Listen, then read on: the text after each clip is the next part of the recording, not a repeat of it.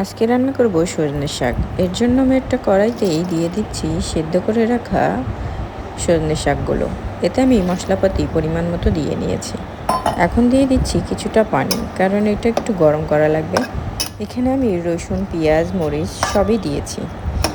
পানিটা না শুকিয়ে যাওয়া পর্যন্ত কিছুক্ষণের জন্য এটা ঢাকা দিয়ে রাখবো।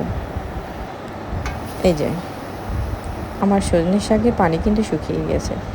এবার কড়াইতে দিয়ে দিলাম তেল, দিয়ে দিচ্ছি পেঁয়াজ কুচি, রসুন কুচি।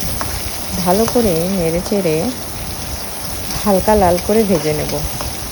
ভাজা হয়ে গেছে, এবার আমি শাকগুলো দিয়ে দিচ্ছি। শাকগুলোও আমি তেলের ওপর দিয়ে ভালো করে নেড়ে নেব। ভালো করে নেড়ে নিতে হবে যাতে কড়াইতে লেগে না যায়। সুন্দর করে নেড়ে নিচ্ছি।